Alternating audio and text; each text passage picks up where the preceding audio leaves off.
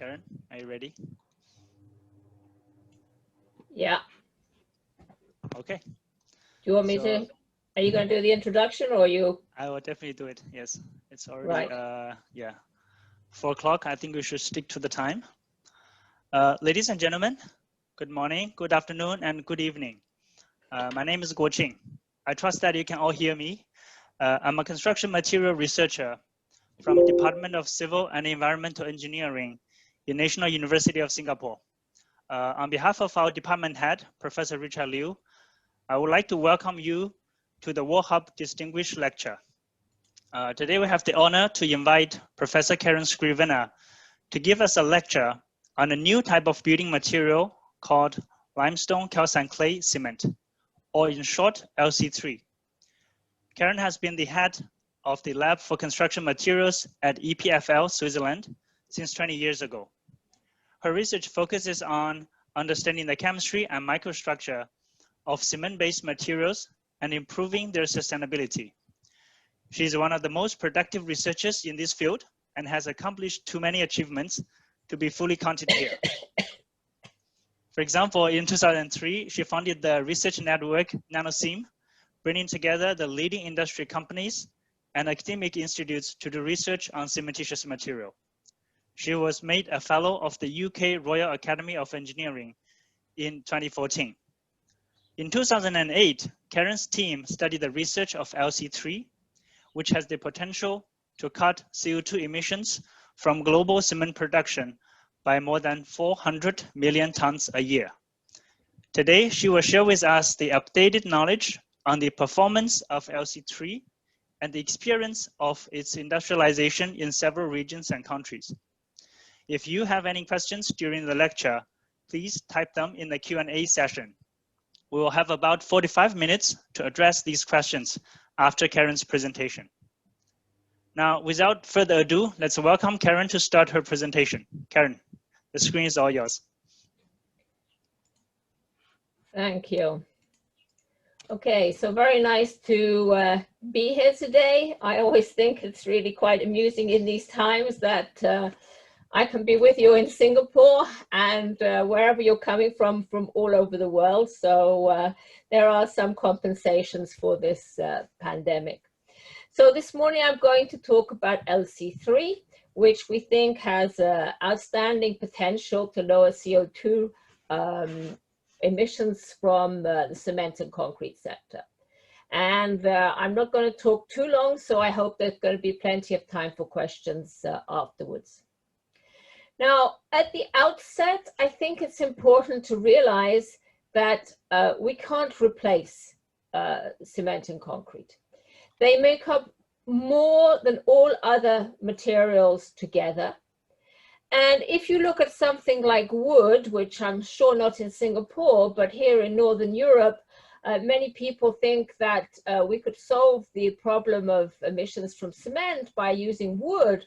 Well, if we wanted to replace just 1/4 of the amount of materials coming from cement by wood, we would have to plant new forest 1.5 times the size of India.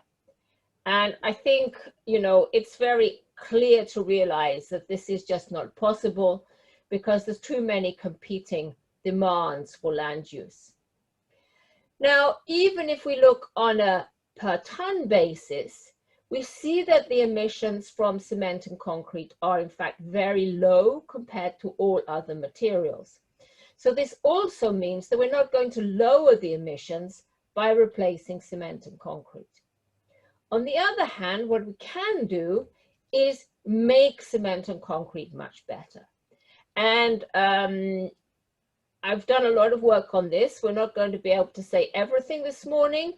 I really recommend you to look at these 2 reports that have been published in recent years. They're both publicly available on the web. This one, Eco-Efficient Cements, we did for United Nations Environment Programme in 2015. And this one here, Sustainable Future for the European Cement and Concrete Industry, was done a couple of years later. And if rather than reading, you prefer to hear these talks, then please go and look on YouTube.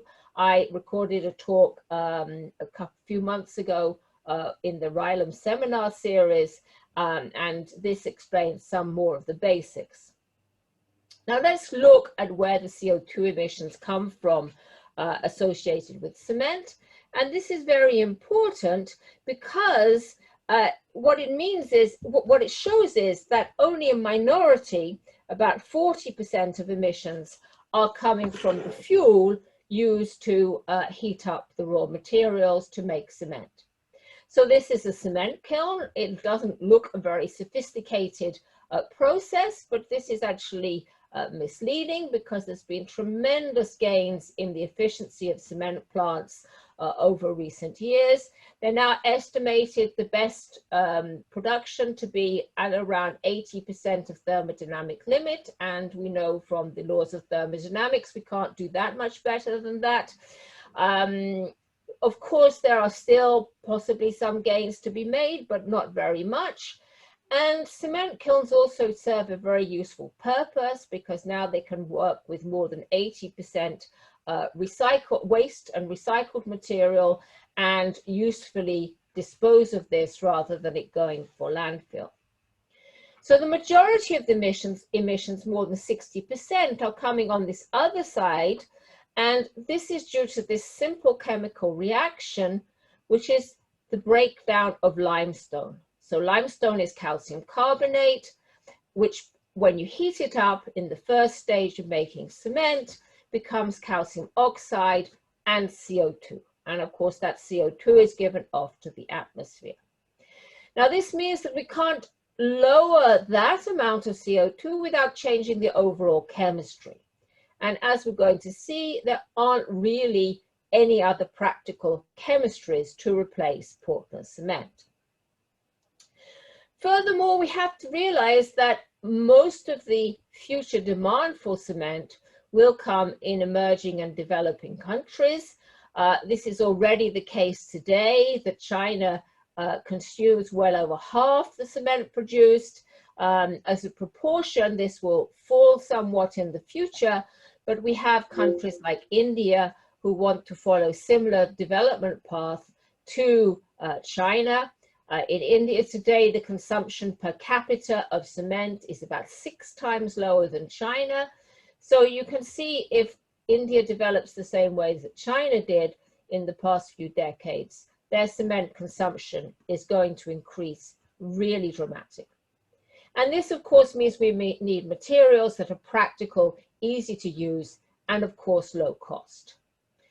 And this uneven distribution for the manufacture and use of cement means that when we talk about this figure that worldwide emissions from cement and concrete are something like an average of between 6 and 8%, this can be very different in different countries. So for example, we see here United States, the actual percentage of their emissions coming from producing cements are incredibly low, only about 2%, whereas a country like Vietnam, which is exporting a lot of cement, it's probably as high as 25%. And this also indicates the places which we should target in order to have most effect. Now, in our calculation for the European Climate Foundation, that was the second report I showed to you, we calculated that it could be possible to reduce emissions by about 80% with known technologies, if we could really make them work together. And making them work together means working right the way through this value chain. So first we want to look at reducing CO2 for clinker production. I told you this has already been largely done. Cement kilns are very efficient. And this is quite easy to implement because we have a few large players and who have already made the quick wins there. Then we're can think about reducing the clinker content in cement. And this is basically what I'm going to talk about today with LC3. But it doesn't stop there, because then we should also think about reducing the amount of cement we put in concrete. And this can be as simple as using good aggregate grading, using admixtures, and using fillers. but it's very difficult to realize because there's so many millions of concrete producers. Informing them about these ways to save cement in concrete is really a challenge. Then, of course, we can reduce the concrete in buildings, but this is quite difficult to implement because there's this complex chain of deciders. And of course, then we should reuse buildings.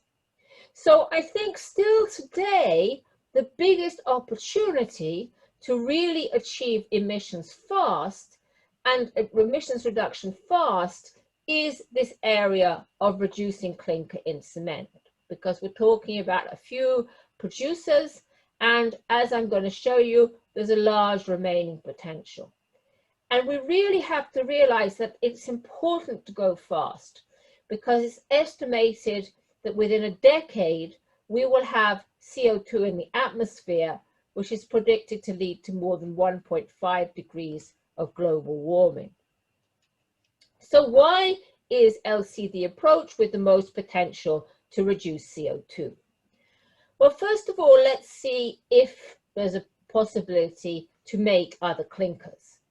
Now, when we consider this, we have to consider the composition of the earth, and it's quite staggering to realize that only 8 elements, which is oxygen, silicon, aluminium, iron, calcium, sodium, potassium, magnesium, these 8 elements make up more than 98% of the Earth's crust. So clearly we cannot consider these other chemistries here in this remaining 2%, because there's just not going to be enough abundance of these to make something like cement. We, after all, consume 4 billion tons of cement every year.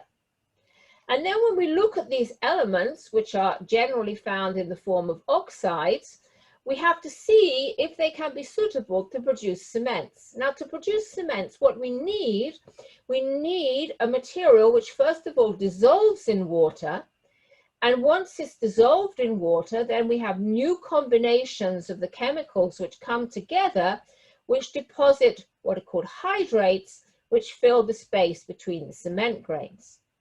And if we look at the oxides from the alkalis of sodium and potassium, then these are just simply too soluble. So they dissolve in water, but they don't deposit solid hydrates.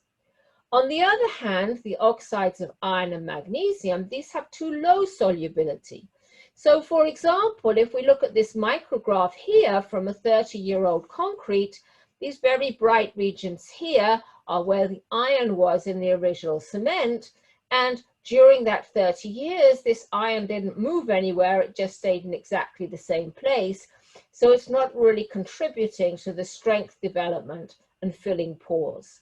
And likewise with magnesium, magnesium is present in blast furnace slags. This is a slag cement blend, and this is a slag grain partially hydrated here.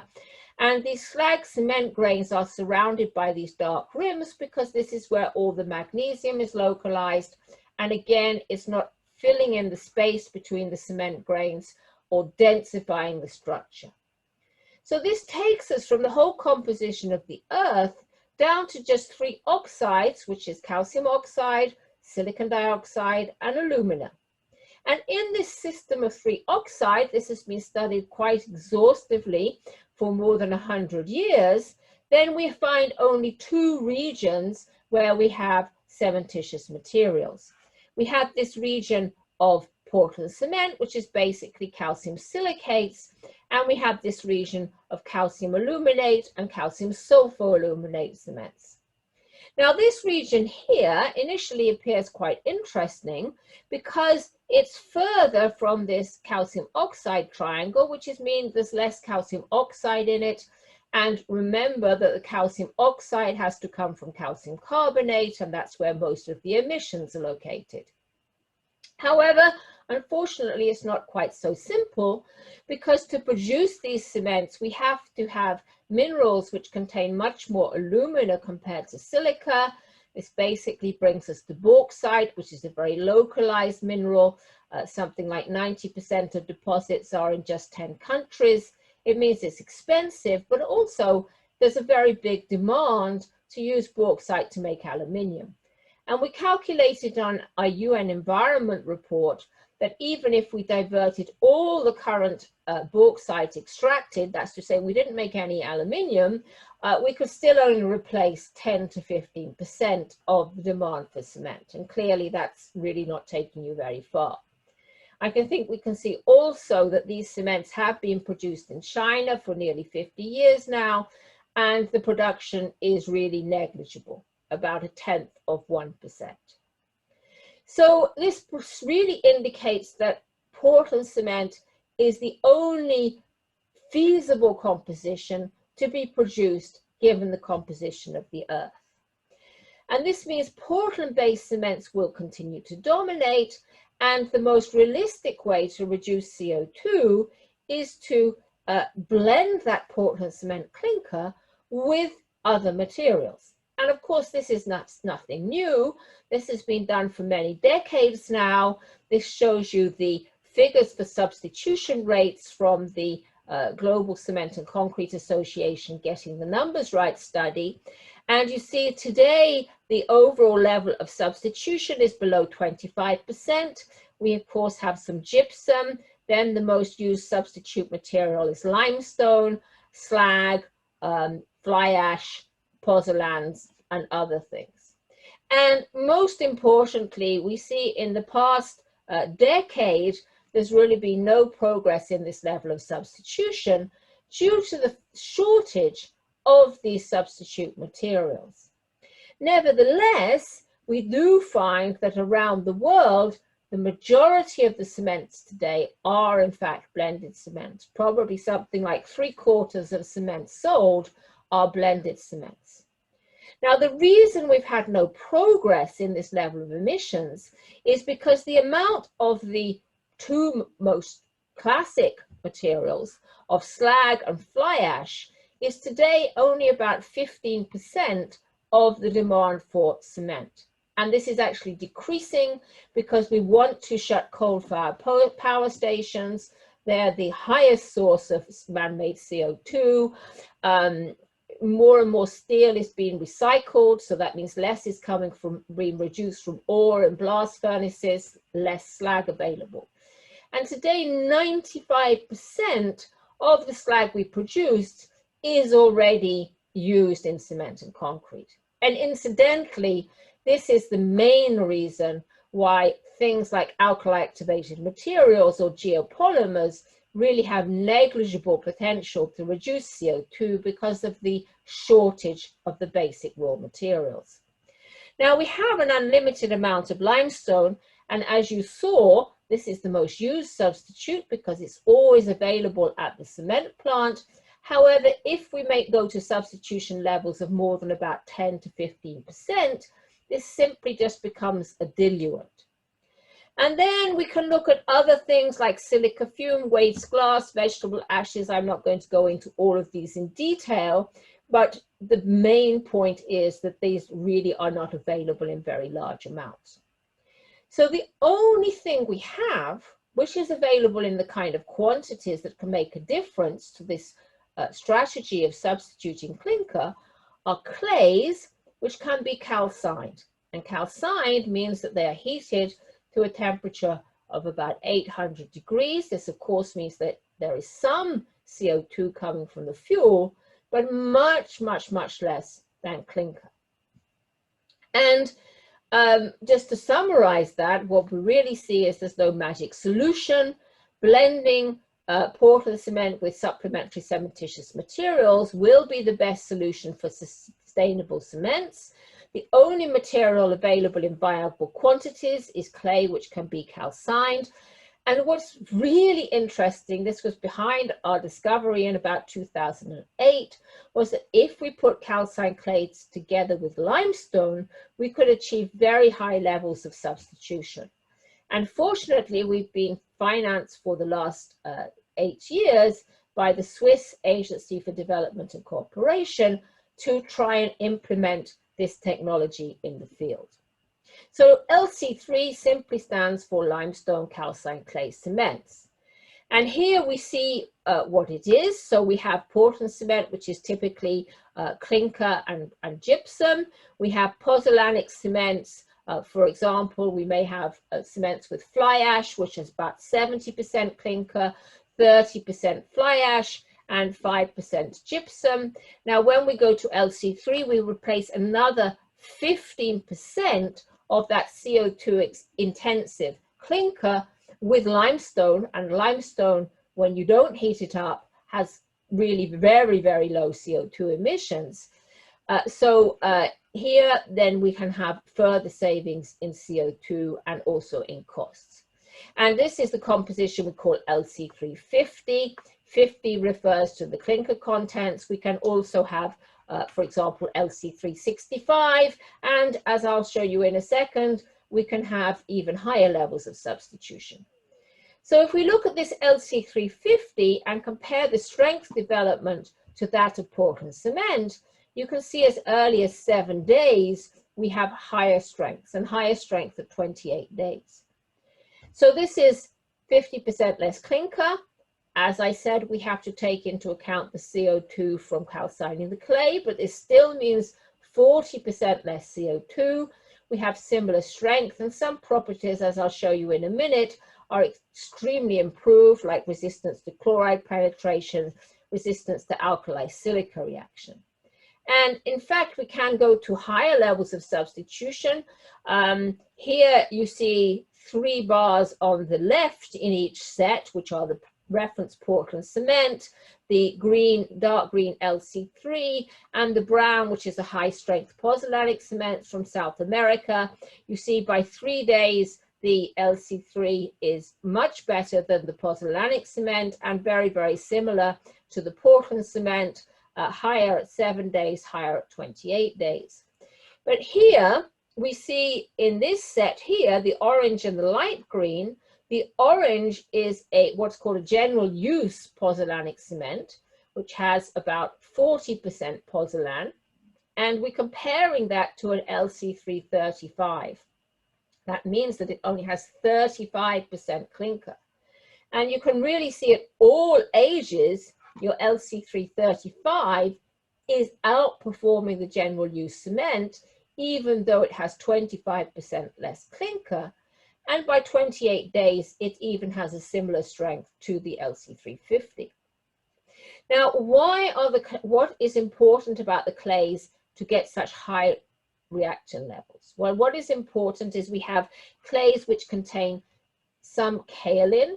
Kaolin has this layer structure, a layer of silica and a layer of alumina, and when this is heated up, the structure gets disrupted, so both the alumina and the silica are available for reaction.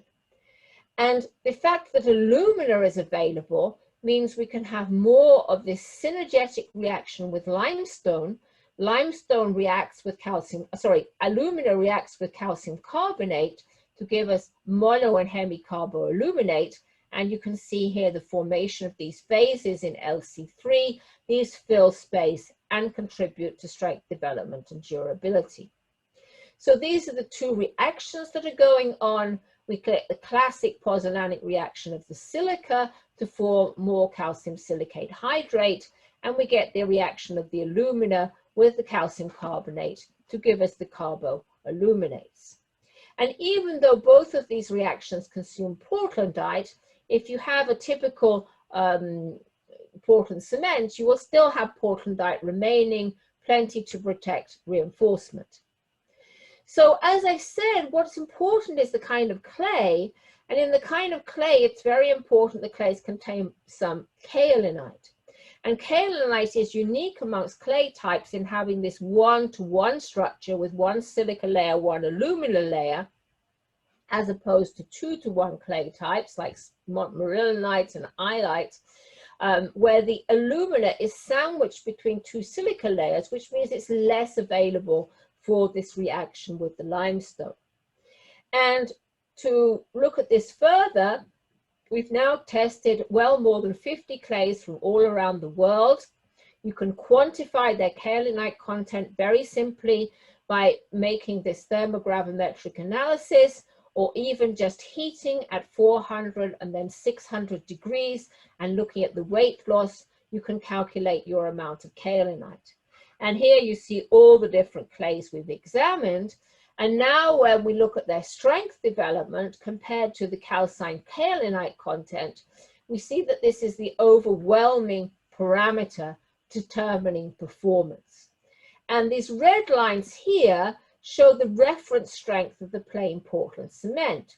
So here at 7 days, we see that clays with a kaolinite content of about 50% will outperform the Portland cement, and by the time we get to 28 days, even clays in the range 30 to 40% kaolinite content will give good performance. So as a general rule, if you have a kaolinite content in the range 40 to 60%, you can make LC3. And the fantastic thing is these kind of clays are incredibly widespread around the world. Kaolinitic clays are this kind of yellow color, and you see that they really dominate in this region of the world where the growth of demand for cement is highest. Here in Singapore, you're surrounded by countries which have the most abundant supplies of kaolinitic clays. I think the country that's advancing most in this region is in Thailand, where a couple of companies are making trials to produce this material commercially. But anywhere around this region, you could very easily source clays to produce the kind of material you need for LC3. And in many regions of the world, you can actually find these clays as waste materials, as leftover from other mining operations. This photograph is from India, where this was where they were quarrying clay for other applications like ceramics, etc. And this is the material that's not suitable for the primary purpose, but this material contains very high amounts of kaolin and can be calcined and used in cement. So here's another image of the strength development where I'm comparing the calcined clays to fly ash and slag. So here we made binary blends where in each case we had 70% clinker and 30% of either fly ash or of slag or of calcined clay.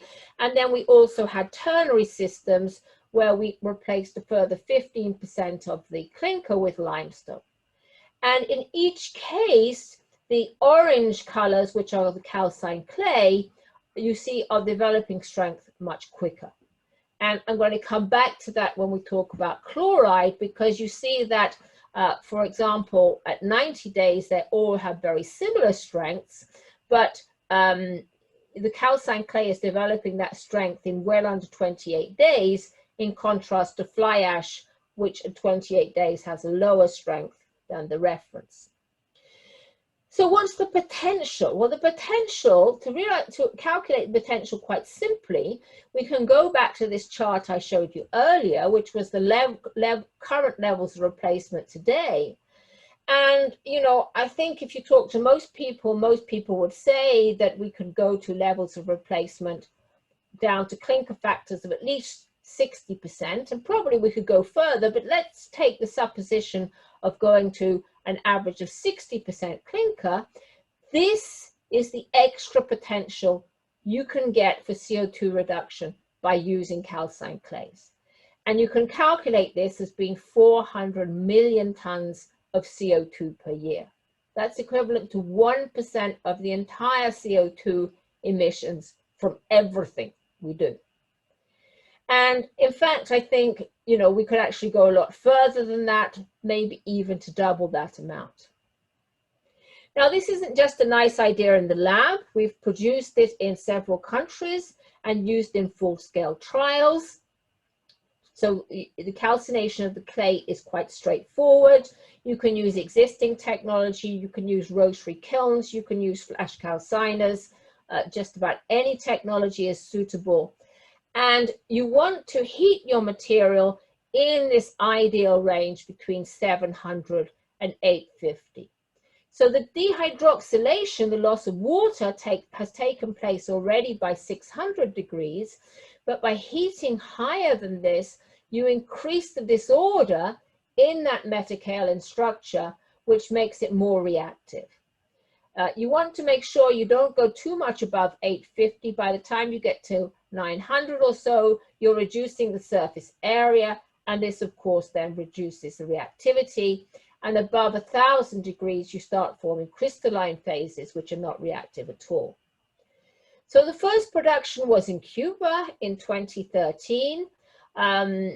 This was not a very sophisticated cement plant, but it's really noteworthy that even there, with some not too much hassle, they could produce the material, they could put this into bags, they could take it to factories, and they could take it to factories and just give it to the workers there without any supplementary training.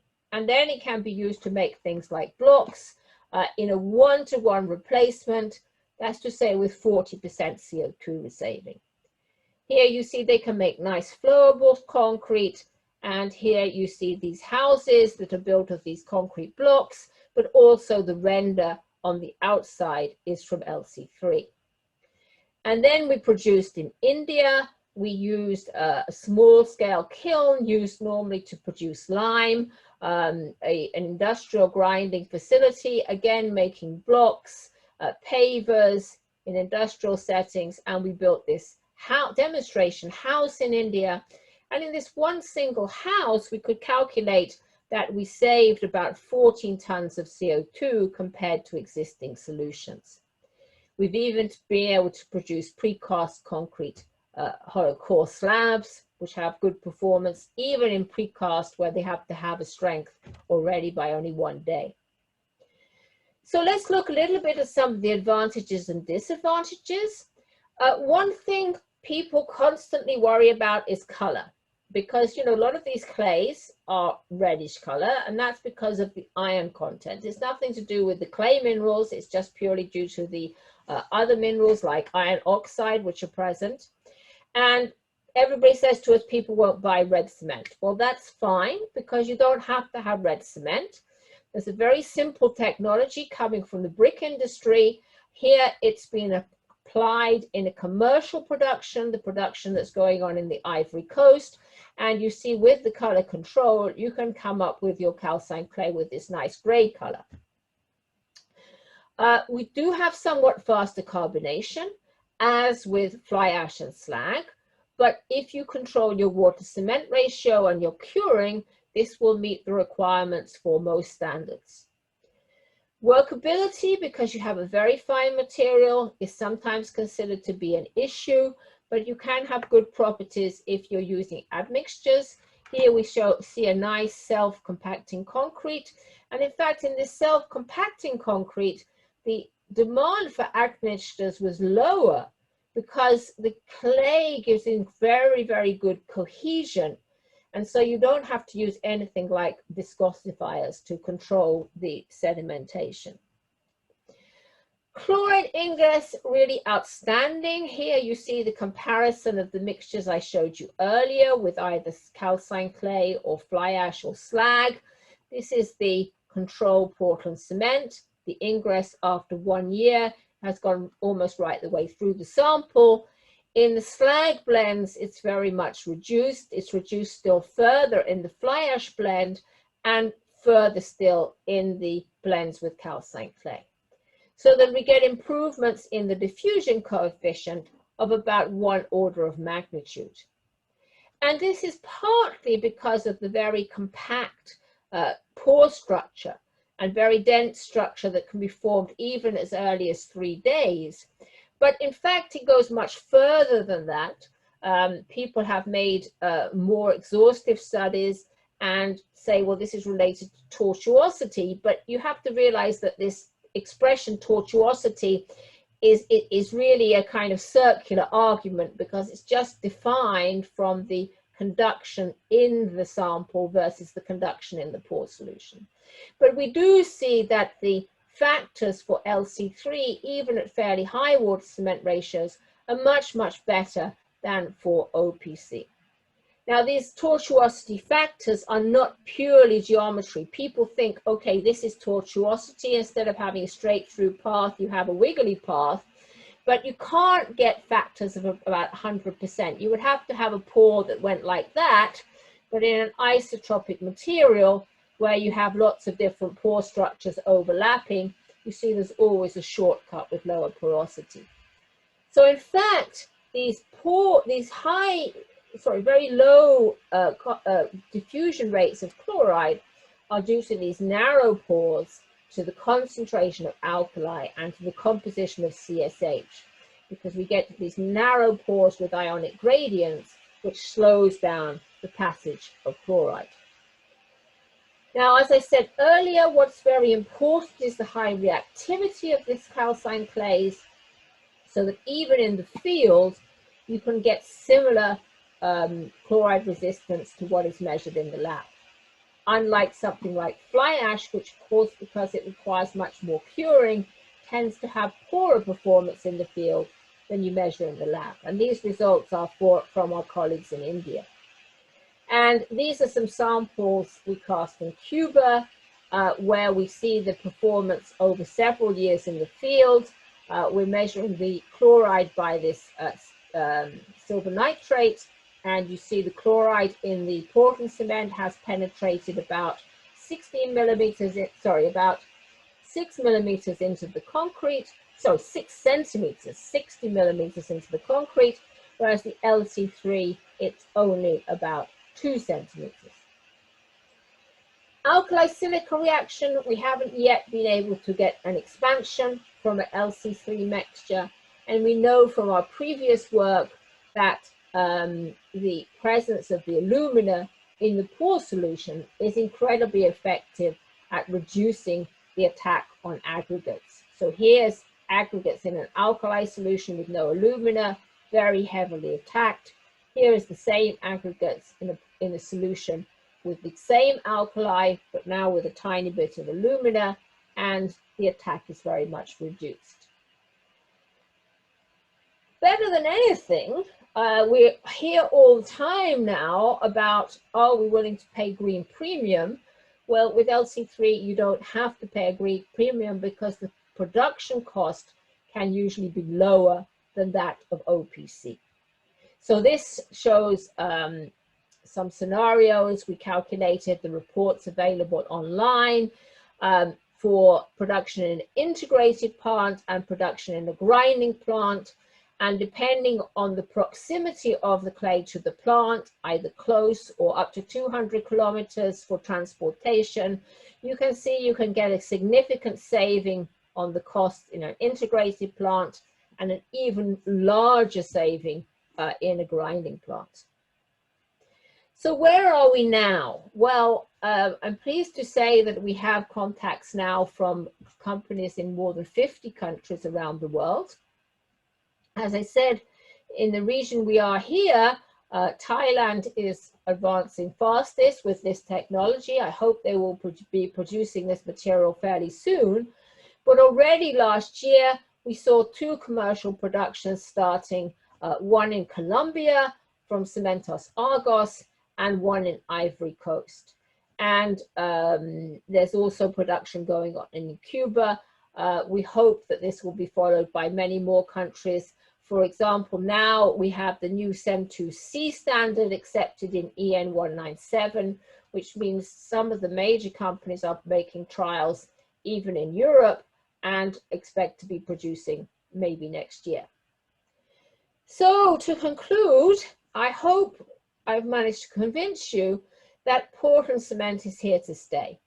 It's not practical to replace it with any other material, but we can make it better if we replace as much as possible with supplementary cementitious materials, and calcined clay is by far and away the best option to do this at scale and can be implemented very fast.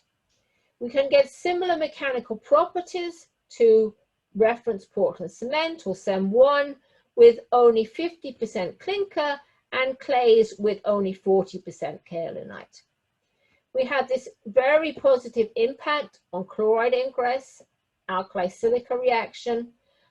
So I think if we're serious about more sustainable cements, we really need to think about implementing this LC3 technology as fast as possible.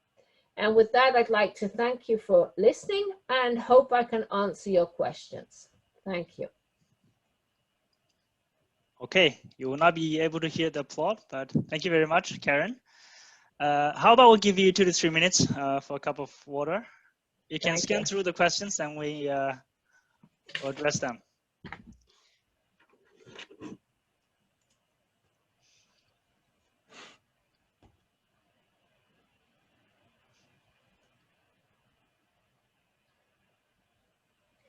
So I don't know, do you want me to start answering these questions myself, or? I can read out the questions for you. Well, I can read them. I think somebody said, what is the cost? Well, I showed at the end the production cost, and of course that's not the cost it will be on the market, because those are the kind of costs for the marginal cost of production. Don't take into account the investment in the cement plant, sales, everything like that. It's really then a function of you know, what the cement companies sell it for, but I think it should be at least the same price, if not cheaper, than reference Portland cement. So all kinds of questions. Thank you.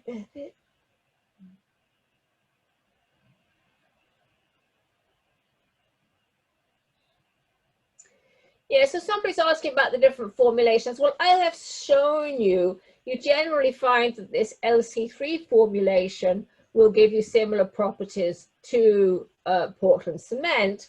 If you don't want to have such high strength, then you can change a little bit the ratio between the limestone and the calcined clay. Or, for example, if you have a clay source that has a very high kaolinite content, you may as well dilute it down by using a little bit more limestone. So this has to be considered on a case-by-case scenario, but broadly speaking, the formulations I've shown you here will hold. I mean, we found that they give roughly similar performance in Europe, in India, in Cuba.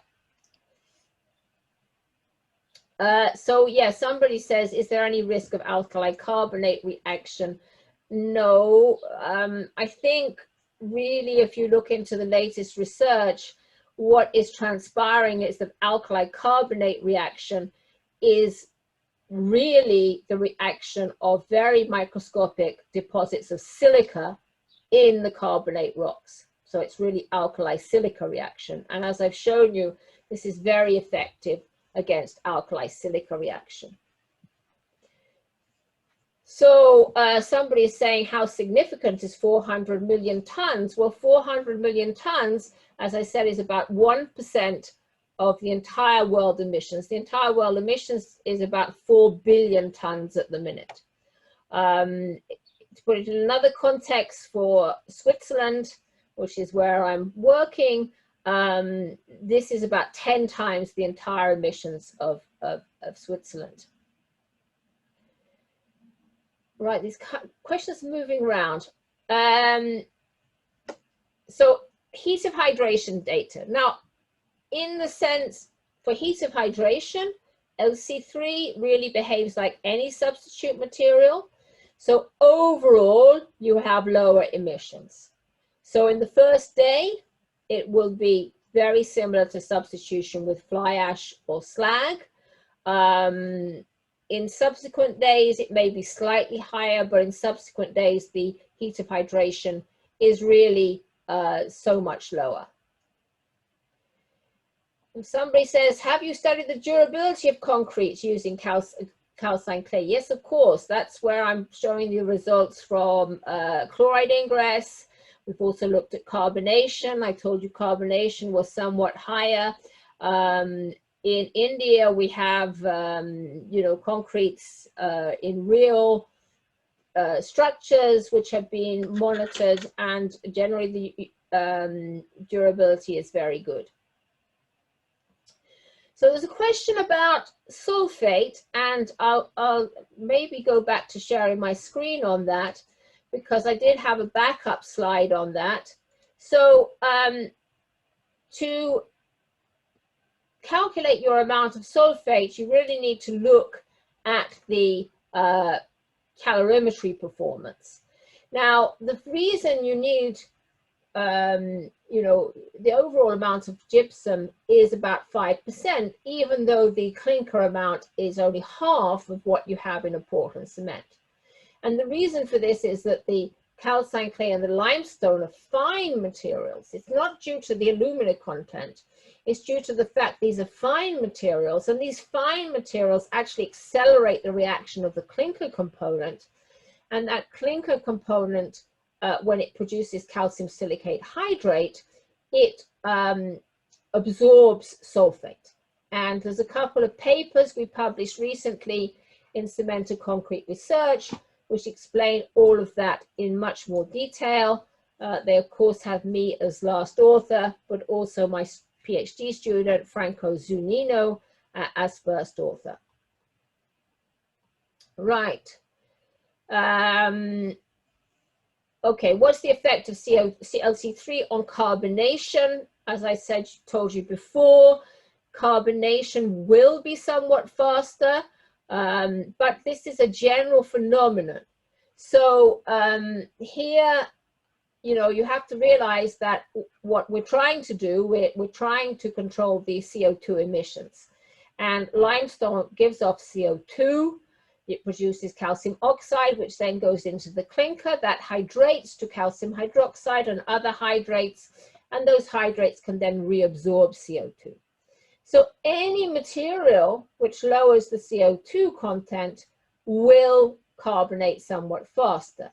And here's some results from the literature for fly ash blends, for slag blends, which shows that the carbonation rate goes up as the,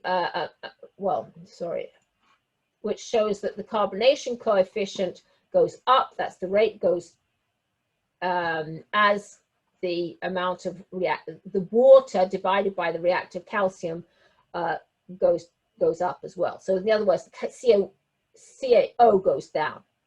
But if you make mixtures, sorry, I should have shown the next slide there. If you make mixtures which have a reasonable water cement ratio and curing, then you can get fairly good carbonation rates.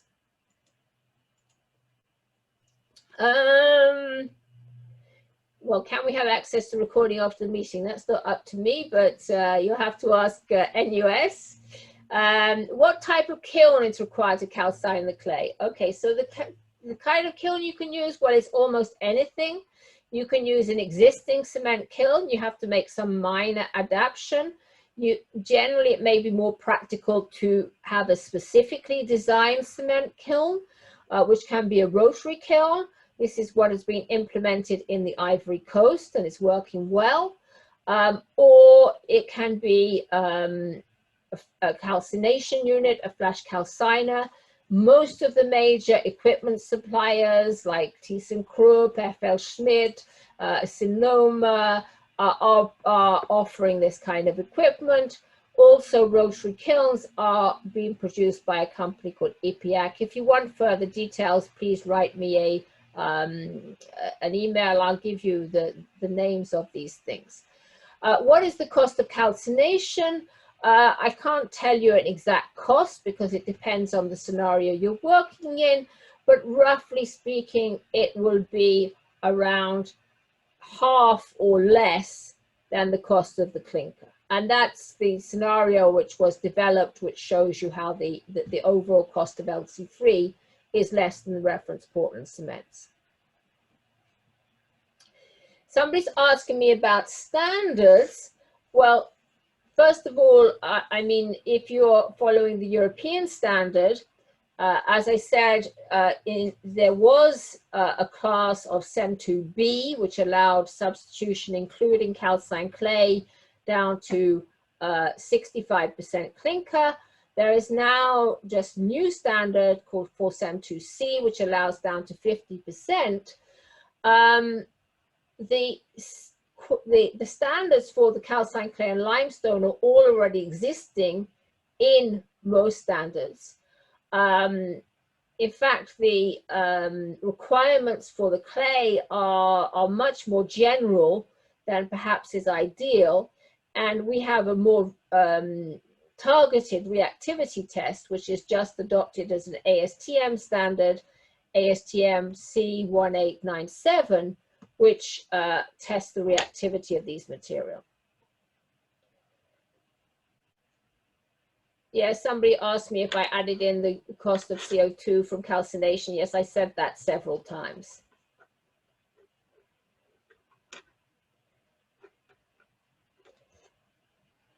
So the type of admixtures to use, you can use standard off-the-shelf admixtures. Generally, the demand for admixture, depending on your concrete formulation, may be around the same or somewhat higher. But what's really good news is all the main admixture companies are working on developing better admixtures. We've tested some of these and they really perform very well. Can I recommend accelerators and retarders? Well, this is really the same as OPC because, you know, the first reaction is still coming from the clinker. I would not recommend using accelerator and retarder to get better rheology. I would recommend superplasticizer because these really works very, very well. The existing ones, you can get, depending on the formulation, you may get slightly less retardation than in OPC. One of the problems with superplasticizers in OPC is retardation, but you know, sometimes that can be better. Right, these questions are all over the place.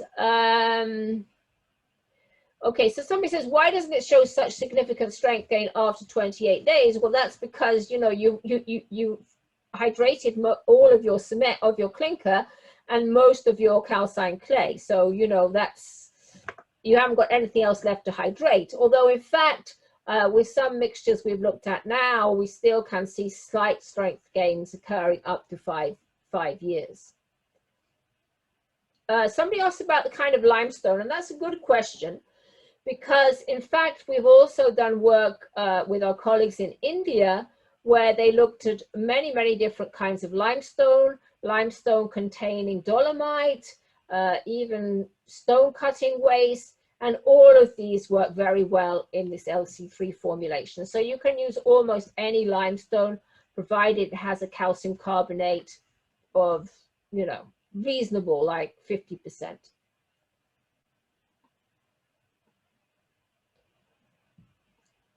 So Gokwing, do you see any questions that I haven't answered more or less? Oh, that's a good one. Can we use LC3 to make ultra high performance concrete? Yes, the answer is yes. We have a couple of publications on this from some years back. And in fact, in these ultra high performance materials, you can even go to higher levels of substitution with the limestone. What you want to do is you want to make fairly modest replacement with the calcined clay.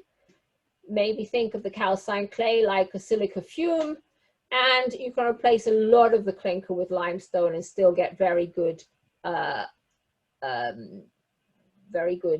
performance. Karen, would you like me to read out some questions for you? If you can spot any I've mixed. Okay, do you expect LC3 would be a good for ground improvement? That's quite an interesting question, and we had a contact on that recently, so we're going to make some trials on that, but I see no reason why it shouldn't be good for soil stabilization.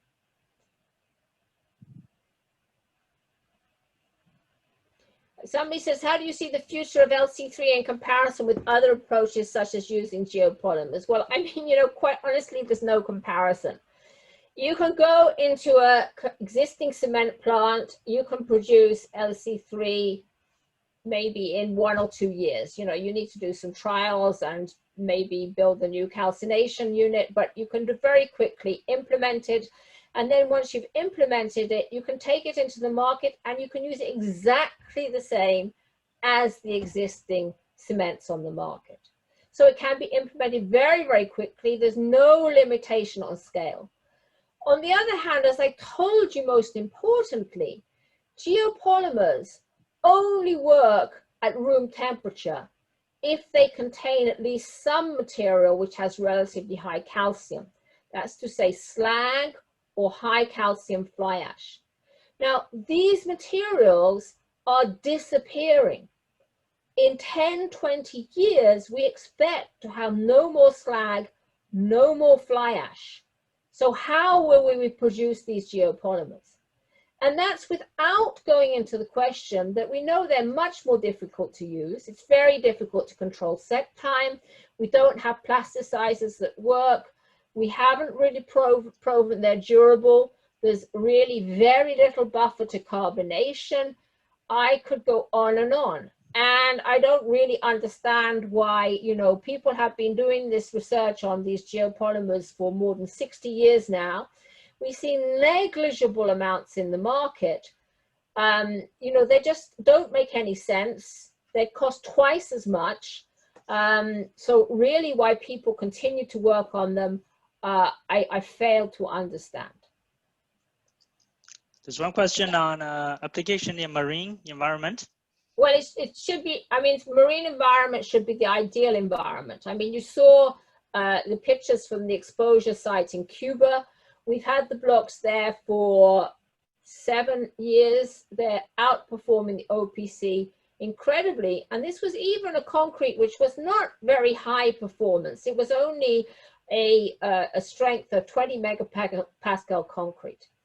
The chloride resistance to chloride penetration really is outstanding. So really we would like to have more demonstrations in marine environments because we're really convinced this is going to be absolutely outstanding. Are there any performance data of the completed material in fire? Not yet, but we know it's got the same hydrates in. So I think the performance in fire is going to be the same as normal concrete. There's no reason to expect we see anything very different. There's a question asking, how consistent are the properties of the LC3 produced? So what is the experience from the pilot plant in India or Cuba? Well, the experience is very good. And particularly, I think, you know, given that these trials have been done in, you know, quite challenging circumstances. Anytime you make a small scale trial, it's very difficult to have good quality control. And I think as we now see this moving into the commercial sector with commercial production, with the much more sophisticated, you know, following of production that they have in plants nowadays, the consistency will stay at a very high level. Mm-hmm. Well, there's another question related to durability, which is what I also have. What about the performance of reinforced concrete? What about the corrosion of the embedded steel? Well, we see that the embedded steel is protected in exactly the same way. Of course, it will be vulnerable to the same two phenomenon. So I've said that carbonation can be faster. On the other hand, what is also clear more and more is that in carbonated concrete, you have to have extremely high relative humidity levels. You really have to have liquid water present at the steel concrete interface in order to get active corrosion. Mm-hmm. So I think it's unlikely to be a serious problem. As I've said several times, the chloride resistance is much, much higher. The first evidence shows that the chloride threshold may be slightly lower, but this is much more than outweighed by the much longer time for chloride to reach the steel. I mean, to add on top of that, there's increasing interest in studying the dynamic corrosion rate of embedded rebar instead of only the onset of the corrosion, which is controlled by pH or chloride. The LC3 is it has a lower permeability, meaning that the oxygen takes longer time to go inside and really corrode the rebar. So it's also a plus.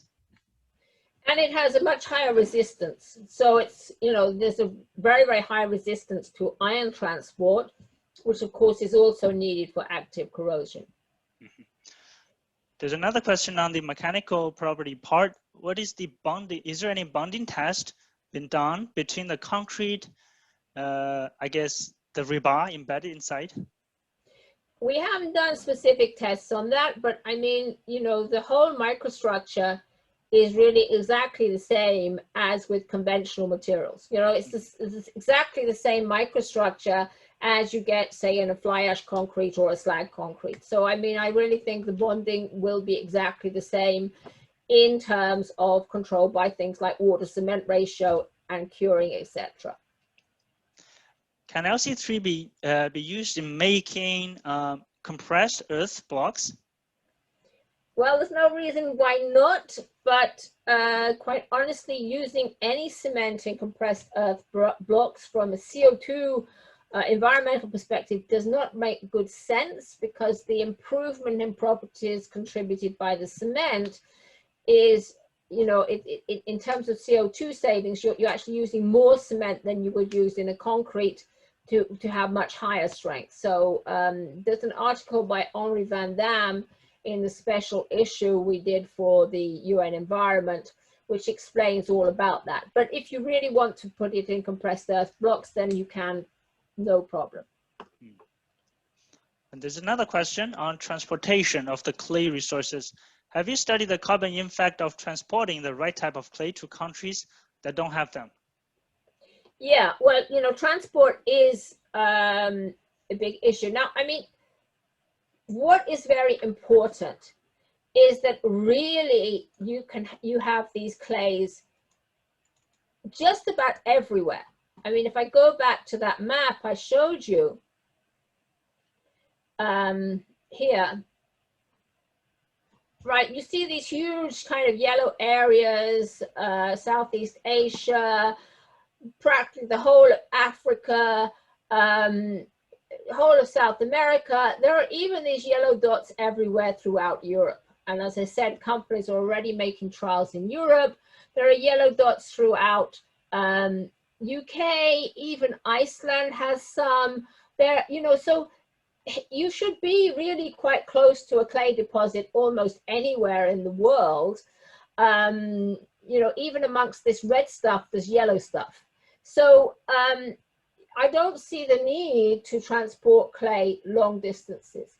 In fact, this would be one of the major advantages. If you look at a country, a continent like Africa, the problem in Africa is they have very little limestone. So it's very difficult to make clinker in Africa. And most of the cement in Africa is actually made from imported clinker. Now, if you can have an imported clinker, but instead of, you know, importing all the clinker, you replace half of that by clay, which is calcined locally, of course, you overall reduce your transportation costs. So this is a good thing. But, you know, otherwise costs for transportation are exactly the same as, you know, for importing clinker and anything like that, which is a bulk product. There's a question, why LC3 has low early strengths? And I want to add on top of that, do you see any limitations in specific applications due to the slightly lower early strengths? Okay, so most of the strength results I've shown you are ones we've made in the lab, where we take some cement and we take some calcined clay and we take some limestone and blend them together.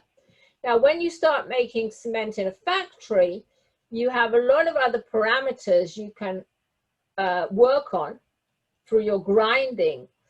And, you know, so for example, what's done today with a lot of fly ash cements is the clinker component is ground more finely to compensate that lack of early strength.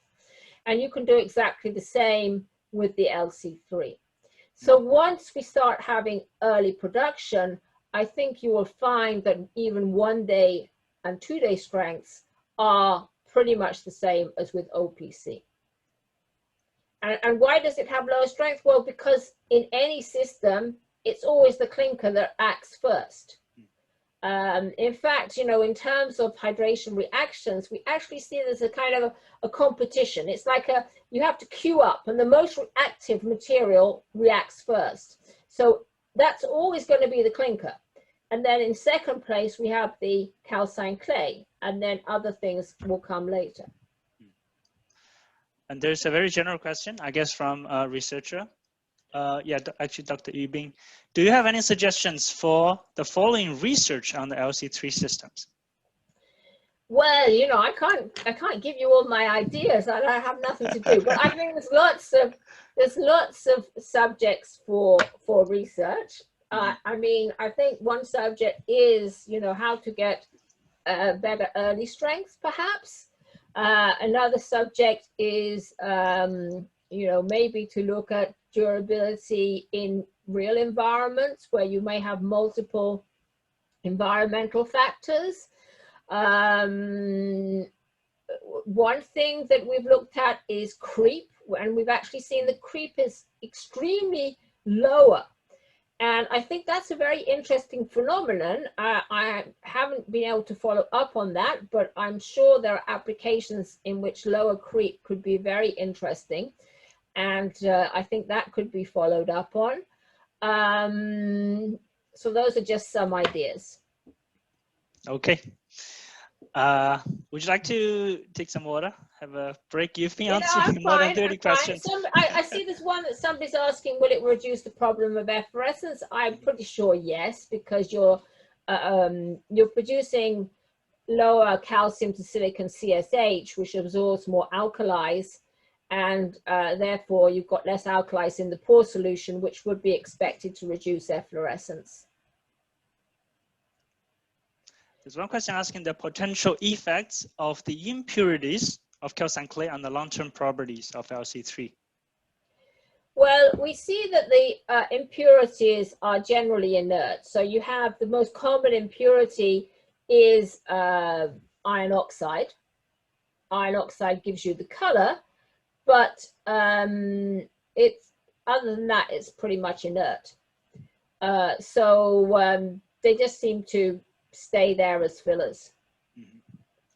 Another major problem faced by the industry is cracks. Since LC3 is clay composition, logically cracks will be lesser. Is that right? Any inference on that? Well, cracking is quite complex. I mean, it's a combination of consuming the water, so self-desiccation or external desiccation. It's affected by early age creep. And I think that, you know, all of these parameters for LC3 will be in the same range as existing materials. But of course, it will depend then on your exact formulation. So, you know, cracking is a really difficult thing to study because it's so dependent on your exact situation. But I think logically you can solve it in exactly the same way you can with existing materials. So for those who are looking for research ideas, this is one of them. The cracking. So someone's asking if the clay is contaminated by heavy metals. Well, you know, I mean, really, you've got to look into that when you choose your clay source. I mean, most natural clay sources will not be contaminated with heavy metals.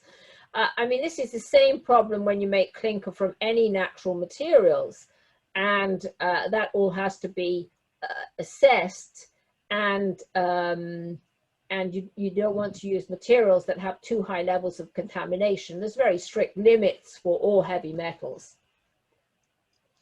There are several other questions, but I think can be summarized as one. What is the main challenge to produce LC3 for industries?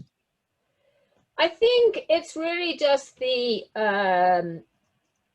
you know, the fact that you have to change, and change is challenging. You know, we know cement plants today, you know, they work 24 hours a day, 7 days a week. The kiln's rotating.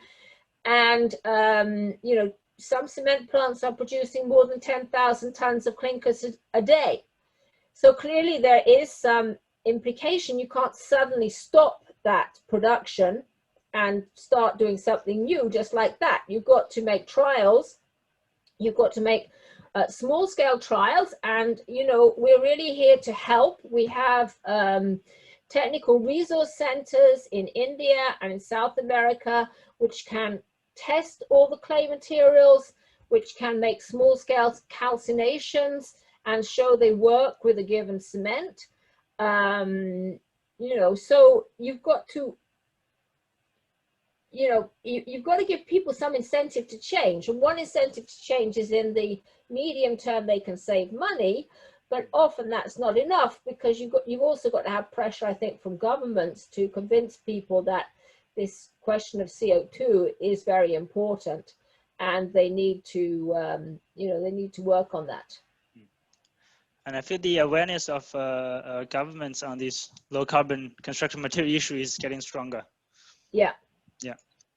There's a question asking, can we use calcination of other waste material? For example, marble waste slurry?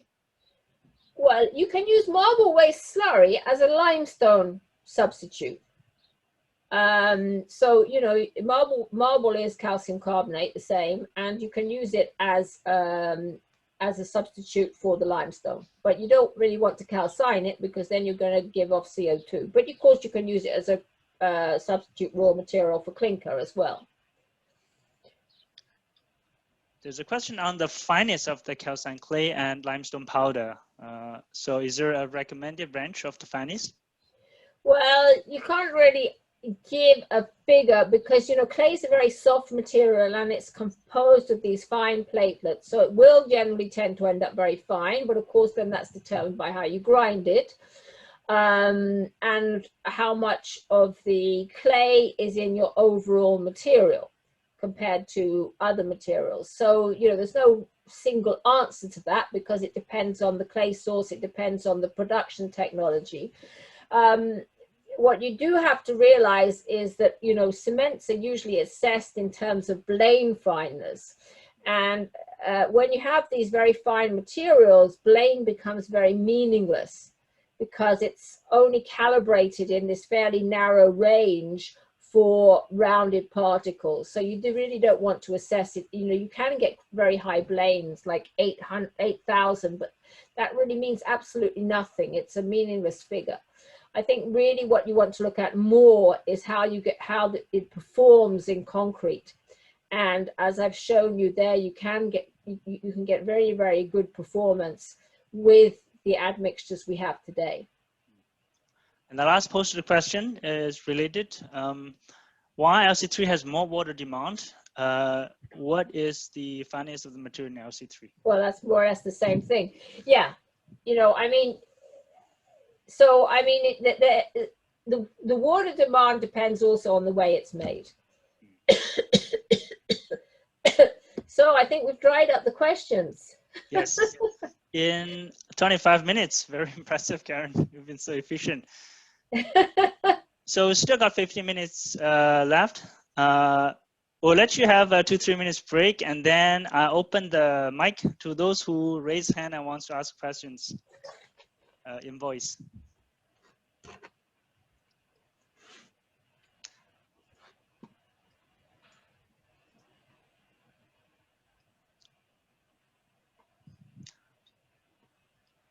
Well, I would like to take the advantage of being the host and ask a question.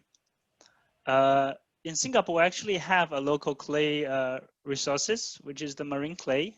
This is oftentimes treated as a waste material from our construction practice. And we find out that the calcined content of the marine clay can oftentimes be over 40%. So what's your opinion on this? Is it a good resources for the LC3 cement? I think, yeah, this is a good resource. I think the only problem with any marine material is the chloride contamination. Mm-hmm. And, obviously washing is extremely expensive. So, that probably is the major constraint, is how you can get rid of the chloride. Mm-hmm. So we need to verify the chloride content in the marine clay before really using it for, okay. Yeah. Thanks for the advice. We have already someone raised hand, so I will allow to talk. Yeah, so somebody is saying, can you use elliptic clays? Well, the short answer is no. You know, we did a lot of work right at the beginning of our study on comparing the 3 different clay types. And you just don't get anything very interesting out of the other clay types. You can sometimes see a very slight reactivity at like 3 months or something like that, but for practical purposes, that isn't really interesting. Hello? Yes, yes, we can hear you. Hi, yes, yes, thanks very much. Yeah, I was just looking at the map for the kaolin resources in Africa. I'm in Africa, Botswana, and I see it's colored white, which will indicate that there are no resources. Is it because there are no resources, or there hasn't been much report in the resources in that part of the world? Thanks. No, there are very good resources in Africa, and there's quite a large number of studies going on there already. Where are you from in Africa? Botswana in Southern Africa. Okay, so I think you should have clays there. I don't think we've started looking there, but we found good deposits in South Africa. Angola has very good materials. So I think if you want to explore this, then you need to get some geological investigations made. If you have the possibility to get clay samples, you can assess them yourself quite easily by heating them in an oven. If you heat to 400 and you weigh it, and then you heat to 600 and you weigh it, you can estimate the amount of kaolinite content. And I have a document that describes this method in more detail. If you want to send me an email, I can send this to you. So I think it's just that people haven't really started work on this in Botswana, but many other countries in Africa, people are working on this. Somebody says, is there good source in Australia? Yeah, there's lots of good sources in Australia, and there's quite a lot of people working in Australia. People at Sydney University of Technology, the company Boral Cement is also looking into this. So there's quite a lot going on in Australia. Hope sometime may be possible to come to Australia and present in more detail. Yeah, I think Australia is an interesting place. And if you want more details, then just contact me directly. Okay, we don't have any raised hands at the moment. I would like to invite one of the panelists, Professor Bansdai, who is our local expert on the marine clay study. Hi, Zidai. Would you like to make any comments? And for example, the content of chloride in our local marine clay, what's its performance being used as the LC3 cement? Yeah, hi Karen. Hi Good there. to see you. We have been following your work a lot for the past few years. Good. Just I think you made a good point about the presence of chloride in marine clay. We do see that in some of those studies overseas, but luckily for us, we have tested that. I think for our Singapore marine clay, we don't have the chloride presence. So I think we have tried that, and so far the results are promising. That sounds good. Well, I think, you just have to make a practical investigation and see what, if you have any problem with corrosion or anything like that. Yes. Yeah. Yeah. We will definitely like to have a further discussion with you on that. I think there's lots of interest to look at different types of clays which are available locally in different countries. I think we would like to go to even look at commercialization of such technology, which you are very experienced in that. Well, I'm very happy to talk to you more about that. Yes. Yeah, hopefully, as I say, if we can get rid of this pandemic, then it will also be possible for me to come to Singapore sometime. Yeah. We're tentatively hoping it may be possible next January, but we just have to see what happens. Mm-hmm. Yeah, we normally after the talk, we'll end up with a wine and food. Unfortunately, we can't do this time. Right, well, I'm going to remember you said that when I do make it out there. Have a rain check for that. I have been to Singapore several times, and the food is absolutely magnificent. Thank you. There's another question popping up in the Q&A. What is the effect of limestone in LC3 if it is heated before mixing to remove the water content it has absorbed? Well, I mean, it depends what you, I mean, if you have wet limestone and you just heat it in like 100, 200s, it's not going to have any effect on it. I mean, the thing with limestone is you have to make sure that you don't calcine it. You don't heat it up to 800 because then it gives off CO2. And then, you know, you're not getting anywhere. And a question on, I think this has been answered. Have you studied the use of LC3 in soil cement mixing?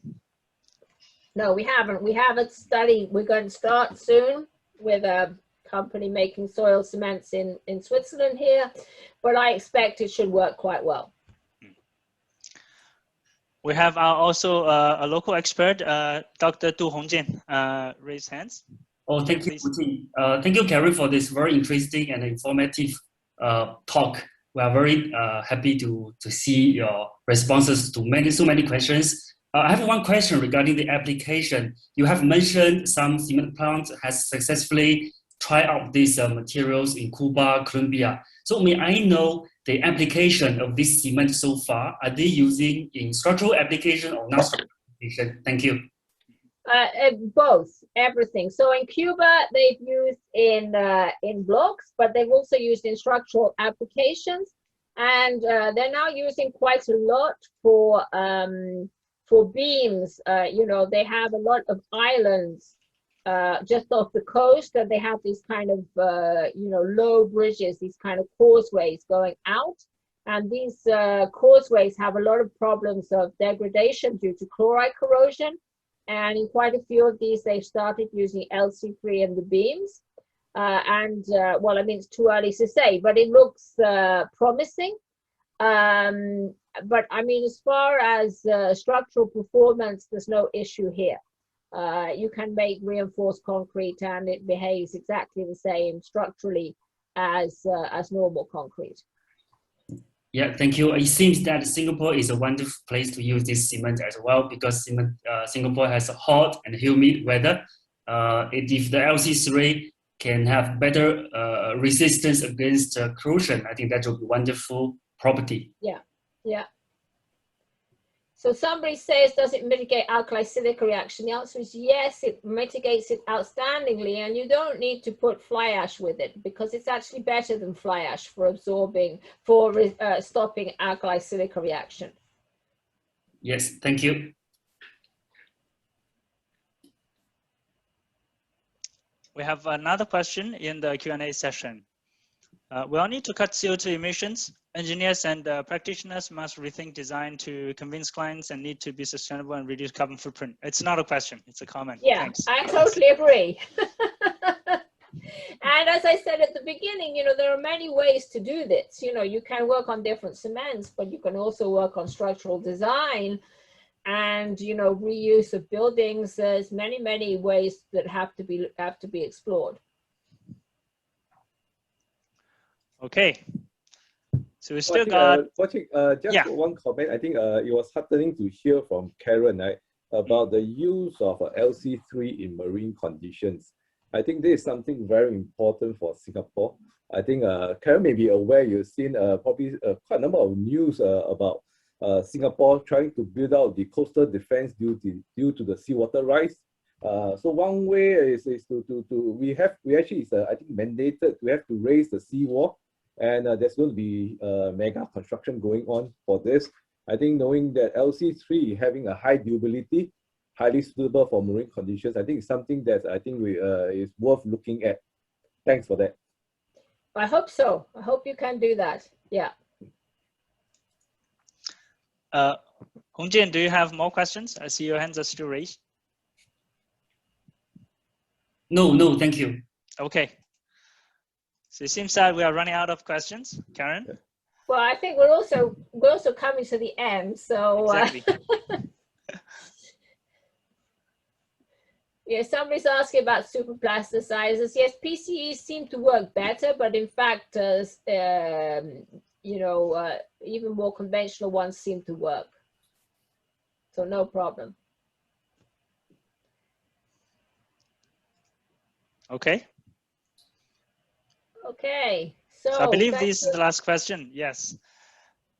Thanks so much, Karen, for giving this very nice presentation and share all your thoughts on these questions. I think you have answered over 50 questions. It's impressive. Thank you to everybody for attending. I hope you found it interesting.